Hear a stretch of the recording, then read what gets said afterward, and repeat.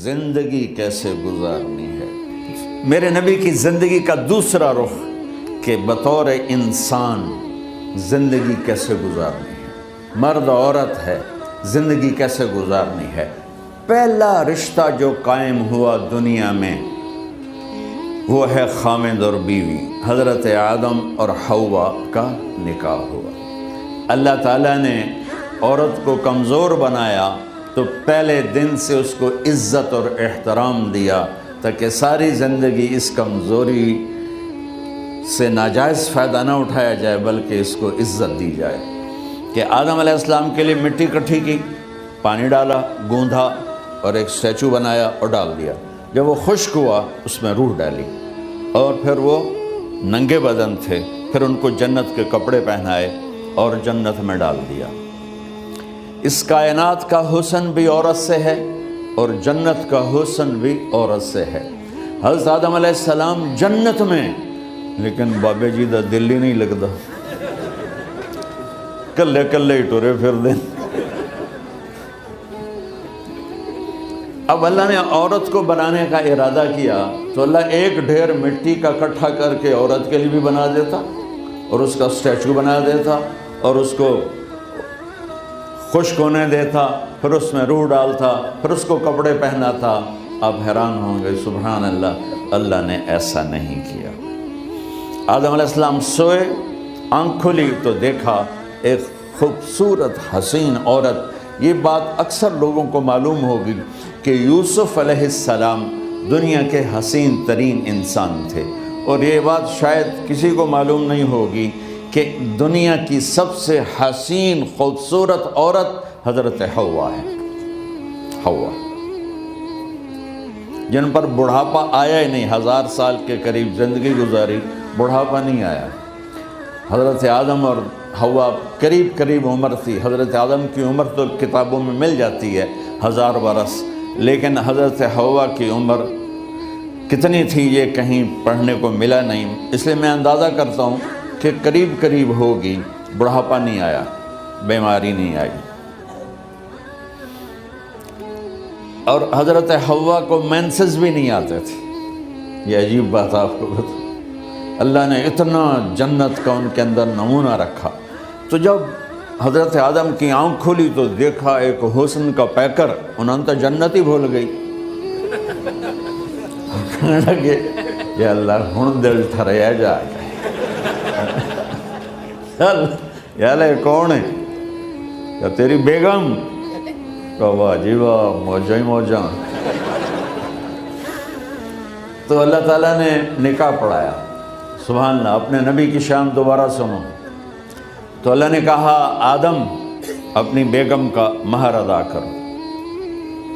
تو وہ پوچھنے لگے کیا مہر ہے؟ دیکھو ایک بات سنو، مہر کسی کی بیٹی کی قیمت نہیں ہوتی۔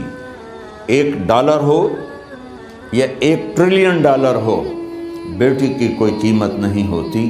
یہ ایک نشان ہے کہ اس بچی پر اب یہ جو خامد ہے وہ موت تک خرچہ اس کے ذمہ ہے، بیوی کے ذمہ خرچہ نہیں ہے۔ خامد کما کے لائے گا اور اپنی بیگم کو کھلائے گا، اور بیوی گھر کی ذمہ داری نبھائے گی۔ تو خیر وہ الگ بات چلی جائے گی۔ اللہ تعالیٰ نے کہا کہ مہر ادا کرو۔ کہا جی کیا مہر ہے؟ تو میرے اللہ نے کہا تیری نسل میں میرا آخری نبی آئے گا، اس پہ ایک دفعہ درود پڑھ دے، یہ مہر ہے۔ اچھا، شروع دن سے ہے کہ میں نے قبول کیا۔ قبول کیا کا مطلب ہے کہ میں اس لڑکی کو قبول کر رہا ہوں، اس کی کمیوں کے ساتھ بھی خوبیوں کے ساتھ بھی۔ اور جب لڑکی کہتی ہے سائن کرنا قبول کیا ہے، یا زبان سے کہے قبول کیا ہے، تو یہ اس بات کی گارنٹی ہے کہ میں نے اپنے اس لڑکے کو خامد ہونے کے طور پہ قبول کیا، اس کی کمیوں کے ساتھ بھی، اس کی خوبیوں کے ساتھ بھی۔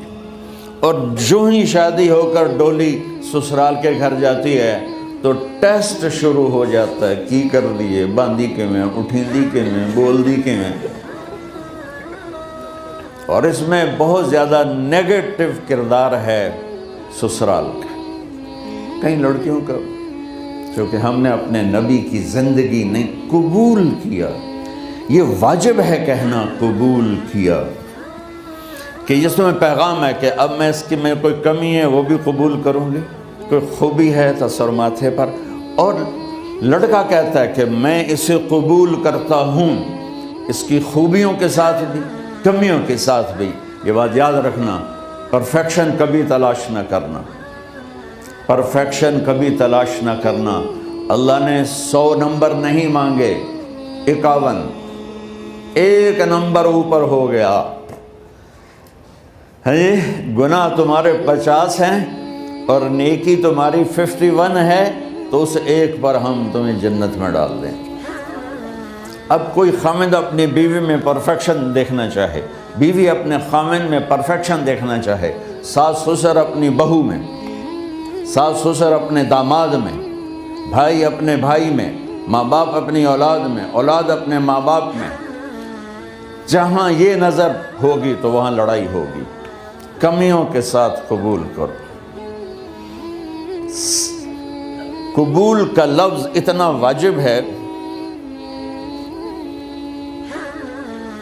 تو ڈر تو پھر بہ گئی تھی نا.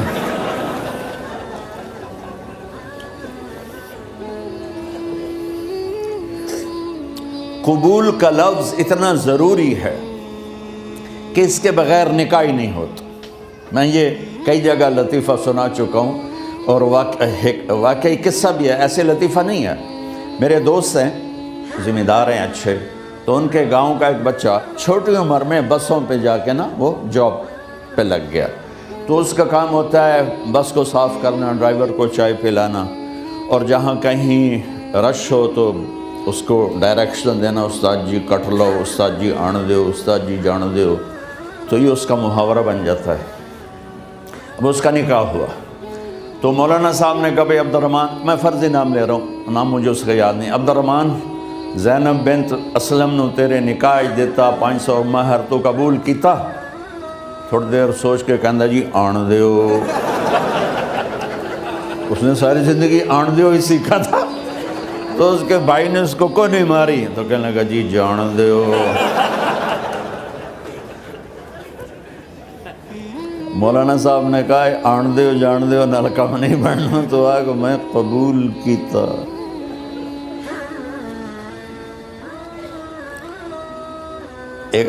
یہ بھی صحیح واقعہ سنا رہا ہوں. ایک نوجوان نے بیوی کو 3 طلاق دے دی کٹھی. اب ہو گیا پریشان, مولانا صاحب کے پاس گیا, کوئی میرے جیسا ہوگا. مولانا صاحب 3 طلاق دے بیٹھا, کوئی مسئلہ کا حرام. کہا جی کوئی رستہ حرام, کوئی گنجائش حرام. اس نے جیب سے موٹا سا لفافہ نکالا اور مولانا کے جا نماز کے نیچے ڈال دیا. کہ مولانا صاحب کوئی گنجائش, کہ ہن تو سوچنا ہی پوے. کی آکھیا آئی تو اپنی بیگم نو؟ اس آکھیا جی میں آکھیا ہی 3 طلاق. اس آکھیا مبارک ہوئے طلاق نہیں ہوئی. میں آکھیا جی او کیویں؟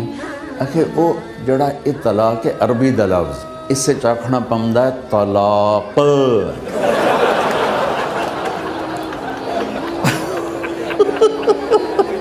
یہ آپ کو صحیح واقعہ سنا رہا ہوں. تو تم نے تو چھوٹے کاف کے ساتھ کہا ہے طلاق. او کاف تا کتے آلا ہے, موجاں کر. ایک لفافہ ہو راوے تو چاہے ساری زندگی دا حلال کر دے. لفظ قبول اتنا ضروری ہے. تو میرے نبی نے 11 شادیاں کی, اللہ کی قسم شوق کی نہیں تھی. ما تزوجت وما زوجت الا بوحی من السماء نزل به جبریل. کہ لوگوں سن لو میری بات غور سے, مجھے عورت کی کوئی رغبت نہیں ہے. میں نے جہاں شادی کی, جہاں بیٹی کی شادی کی, پہلے اللہ نے آسمان سے جبریل بھیج کے حکم دیا, پھر میں نے قدم اٹھایا. تو پہلا رشتہ خاوند اور بیوی ہے جو اس کائنات میں جڑتا ہے. یہ دنیا کا سارے رشتوں میں نمبر 1 رشتہ ہے، سب سے خوبصورت رشتہ ہے، سب سے اہم رشتہ ہے، سب سے بڑا رشتہ ہے۔ والدین کے لیے چند آیات ہیں، اولاد کے لیے چند آیات ہیں، بہن بھائیوں کے لیے چند آیات ہیں، خاوند اور بیوی کے لیے سینکڑوں آیات ہیں، سینکڑوں۔ تو اگر آپ اپنے گھروں میں کامیابی دیکھنا چاہتے ہو، اپنے گھر کو ہاؤس کی بجائے ہوم دیکھنا چاہتے ہو، خوشی کا اگر آپ اسے گہوارہ بنانا چاہتے ہو، اللہ کی قسم ڈگریوں سے نہیں ہوگا، محبت سے ہوگا۔ میرے نبی سے پوچھا گیا یا رسول اللہ اسلام کا سب سے مضبوط عمل، نہیں، میرے نبی نے سوال کیا، بولو بھائی اسلام کا سب سے مضبوط عمل کیا ہے؟ صحابہ نے کہا نماز۔ نہیں، سبحان اللہ، ابھی میں نماز کی کتنی اہمیت بتا چکا ہوں۔ انہوں نے عرض کیا جہاد، آپ نے فرمایا نہیں۔ تو صحابہ نے عرض کیا روزہ، آپ نے فرمایا نہیں۔ اللہ، کہ یا رسول اللہ حج، آپ نے فرمایا نہیں۔ تو سارے صحابہ حیران ہو گئے، یا رسول اللہ نماز، جہاد، روزہ، حج، تو پھر کیا ہے؟ اب سننا سارے بہن بھائی، مستورات، بچے بچیاں، آپ نے فرمایا اسلام کا سب سے مضبوط اور بڑا عمل ہے آپس میں اللہ کے لیے محبت کرنا۔ اگر آپ اپنے گھروں میں حسن دیکھنا چاہتے ہو تو ایک دوسرے سے محبت کرو، اظہار محبت کرو، اور محبت کے پیدا ہونے کے لیے بہت ساری چیزیں ہیں، لپیٹ کے 2 میں کر لیتا ہوں، 2 میں۔ بیوی کی خوبی دیکھو، کمی نہ دیکھو، خاوند کی خوبی دیکھو، کمی نہ دیکھو، پہلی بات۔ دوسری بات، اس زبان سے زہر نہ اگلو محبت کے پھول، اس زبان سے کڑوے جملے نہ ہوں، طنز نہ ہو، ٹانٹنگ نہ ہو، بےعزت نہ کرو، انسلٹ نہ کرو، تو آپ کے دل جڑ جائیں گے۔ یاد رکھو شکلوں سے زندگی آباد نہیں ہوتی، زندگی اخلاق سے آباد ہوتی۔ تو اپنے گھر سے ٹانٹنگ نکال دو۔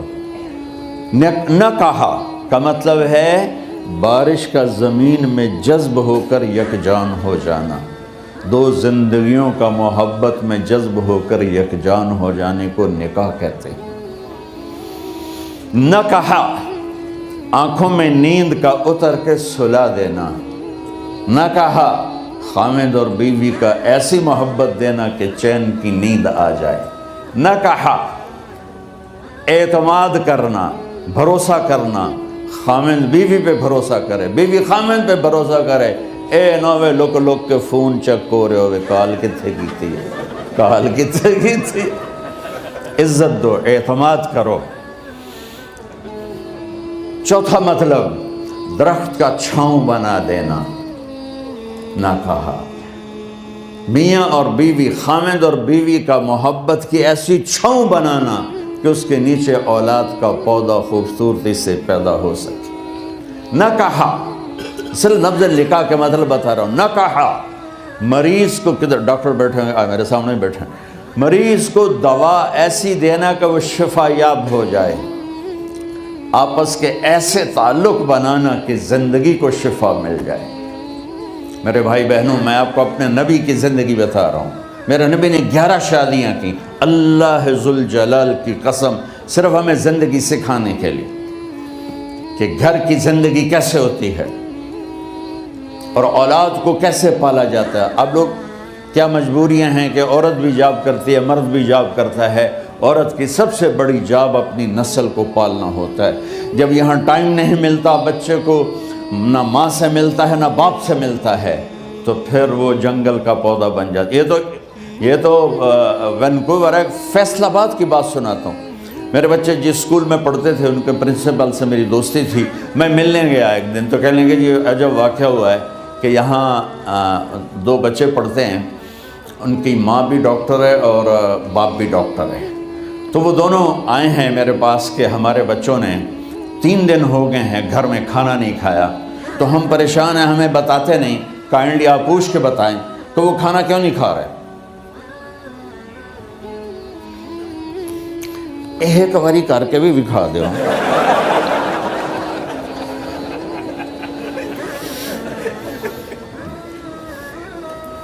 ہمارا دین اتنا خشک نہیں، ہمارے مولوی صاحبان نے زیادہ خشک بنا دیا. تو انہوں نے دونوں بچوں کو بلایا. سننا، سارے فیملیز بیٹھے ہو جہاں میں فیملی کی زندگی کو فوکس کر کے نبی سے جوڑ کے بتا رہا ہوں، طارق جمیل کے تجربے نہیں بتا رہا. دونوں بچوں کو بلایا. بیٹا آپ کھانے کو نہیں کھا رہے؟ کہا جی ہم اپنے ممی اور بابا کے سامنے نہیں بتائیں گے. تو انہوں نے دونوں کو باہر بٹھا دیا. پھر پوچھا اب بتاؤ کیا مسئلہ ہے؟ ان کا سر ہم صبح جب ناشتہ کرتے ہیں تو ہمارے ممی ڈیڈی سو رہے ہوتے ہیں، ہماری ان سے ملاقات نہیں ہوتی. جب ہم اسکول سے واپس آتے ہیں تو ممی ڈیڈی اپنے میڈیکل کالج میں ہوتے ہیں، ہاسپٹل میں ہوتے ہیں، تو ہمیں ان کو دیکھنے کا موقع نہیں ملتا. شام کو جب ہم کھانا کھاتے ہیں تو یہ دونوں اپنے پرائیویٹ کلینک میں ہوتے ہیں، تو ہم ان کو دیکھ نہیں پاتے. پورا ہفتہ گزر جاتا ہے، ہمیں ماں باپ کی شکل نظر نہیں آتی. تو ہم نے سٹرائک کی ہے کہ ایسے ماں باپ کی روٹی کیا کھانی جو اپنی شکل بھی نہ دکھا سکیں. تو اس لیے ہم نے کہا ہم نے بائیکاٹ کیا ہے، گھر میں نہیں کھانا ہے. تو ایسی لائف مت بناؤ.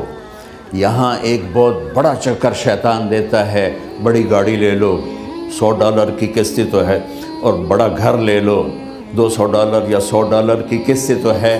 پھر میاں بھی کام کرے، بیوی بھی کام کرے، جو کہ بڑا گھر باقی رہے، تو خوشیاں تو مٹ گئیں. جو ڈبل جاب کرے گا، پھر ڈبل جاب کرتے ہیں. ڈبل جاب کرنے والا بیچارہ تھکا ہوا ذہن لے کے آتا ہے، وہ کیسے ٹائم دے گا اپنے بچوں کو خوشی کے ساتھ؟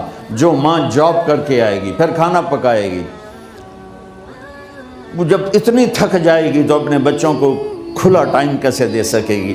پوری کائنات کی ذمہ داری تھی میرے نبی کے سر پر، اور آپ اس کے باوجود روزانہ حسن حسین کے لیے وقت نکالتے تھے. اور انہوں کو آ کر کوئی لیکچر نہیں. دیکھو ماں باپ سے ایک بات کرتا ہوں، لیکچر تھوڑا دو، محبت زیادہ کرو. یہ نہ کرو، یہ کیوں کیا، یہ کرو، یہ کرو، یہ چھوڑ کر صرف سینے سے لگاؤ، صرف محبت دو. کمیوں سمیت بچوں کو قبول کرو، ان کی زندگی تبدیل ہو جائے گی. اتنے بڑے نبی، اتنی بڑی ذمہ داری، اور اتنا درد سینے میں کہ آپ کے سینے سے ایسے ابلنے کی آواز آتی تھی جیسے ہانڈی ابلتی ہے. اس کے باوجود آپ روزانہ کہتے ہیں این اللقا، میرے شرارتی بچے کدھر ہیں؟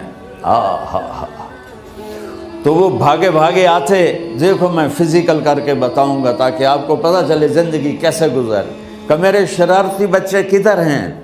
7 بر اعظم کی ذمہ داری ہے. وہ تھوڑی چھوٹیاں چھوٹیاں جابن تو تسی کہتے ہو بزی بڑے ہیں، بزی بڑے ہیں. میرے نبی پہ 7 بر اعظم کے انسانوں کی ذمہ داری ہے، اور آخری آنے والے انسان تک کی ذمہ داری ہے. اس سے بڑی جاب کس کی ہوگی کائنات میں؟ اور پھر آپ روزانہ آتے ہیں این اللقا، میرے شرارتی بچے کدھر ہیں؟ تو حسن حسین بھاگے بھاگے آتے. آپ ان کے لیے یوں ہو جاتے تھے، آؤ بھائی میری کمر پہ چڑھ جاؤ. اپنے نبی کی عظمت کو جانو کہ انہوں نے زندگی کیسے سکھائی. چاند کے 2 ٹکڑے کر دینا کوئی معمولی بات ہے، آسمان چیر کے چلے جانا معمولی بات ہے، ایک زندگی سکھا کے جانا سب سے بڑی بات ہے. کتنی اولادیں برباد ہو گئی ماں باپ کی وجہ سے،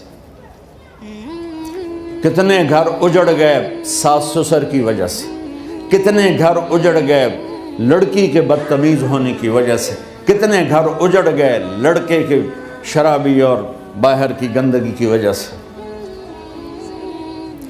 زندگی سیکھو. یہ اتنے بڑے نبی ہو کر آپ یوں ہو رہے ہیں جیسے میں نے آپ کو کر کے دکھایا.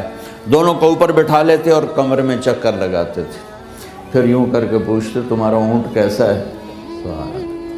پھر دونوں کو اتار دیتے اور اپنی نواسی زینب، جن کو حضرت علی کی وراثت ملی کس کی؟ علم کی، فصاحت اور بلاغت کی، ان کو کمر پہ بیٹھا لیتے اور اکیلی زینب کو پورے گھر میں چکر لگواتے تھے۔ اور بھی دکھ ہیں زمانے میں محبت کے سوا، راحتیں اور بھی ہیں وصل کی راحت کے سوا، کیا صرف کمانا ہی کام ہے؟ ادھار کی زندگی سے بچو، خوش و خرم رہو، اس کو قسط دینی ہے، یہ قسط دینی ہے، یہ قسط دینی ہے، یہ دینی ہے، سر میں درد نہیں ہوگا تو اور کیا ہوگا؟ تو آپ اتنے بڑے عظیم ہو کر وقت نکال رہے ہیں۔ اور حضرت ابو ہریرہ فرماتے ہیں میری آنکھوں نے دیکھنا سارے کہ آپ نے کبھی حسن کبھی حسین، یہاں جیسے مائیں کرتی ہیں ادھر کھڑا کیا ہوا ہے اور جھولا جھولا رہے ہیں ایسے، اور ان کے دونوں ہاتھ پکڑ کر کہہ رہے ہیں آ جاؤ اوپر، آ جاؤ اوپر، آ جاؤ، آگے پہاڑی ہے، اوپر آ جاؤ، آگے پہاڑی ہے۔ تو ایسے ایسے آتے اور اوپر آؤ، وہ یہاں آ جاتے، آگے آؤ، وہ یہاں آ جاتے، آگے آؤ، وہ یہاں آ جاتے، تو پھر آپ یوں ہو جاتے، آگے آؤ، تو چڑھتے چڑھتے یہاں آ جاتے، یہاں وہ یہاں آ جاتے، تو آپ ان کے ہاتھ فکس کر کے آگے بڑھ کر ان کے ہونٹوں کا بوسہ لیتے اور کہتے یا اللہ میں ان سے پیار کرتا ہوں، تو بھی ان سے پیار فرما۔ بھائیو اللہ کی قسم، پیسے سونے چاندی سے زندگی میں خوبصورتی نہیں آتی، نبی کی غلامی سے زندگی میں خوبصورتی آتی ہے۔ اتنے بڑے نبی ہیں اور حضرت عائشہ سے کہہ رہے ہیں دوڑ لگائیں۔ یہاں کسی مولانا سے پوچھو اپنی بیوی سے کبھی کہا اس نے کہ دوڑ لگائیں؟ الٹا سوٹا لے آتے کھلو جاوے گا۔ عائشہ دوڑ لگائیں، اور واپسی کہاں سے ہو رہی ہے؟ دوڑ کہاں لگ رہی؟ جہاد کے سفر سے واپسی ہو رہی۔ اور آپ نے اپنے صحابہ سے کہا سب آگے چلے جاؤ۔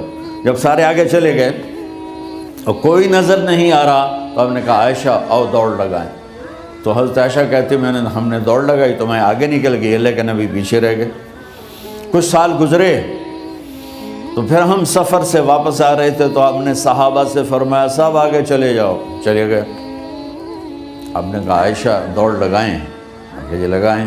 کون دنوں میں ذرا موٹی ہو گئی تھی تو پھر اللہ کے نبی آگے نکل گئے، میں پیچھے رہ گئی۔ تو آپ نے کہا عائشہ ھذہ بتلک، آج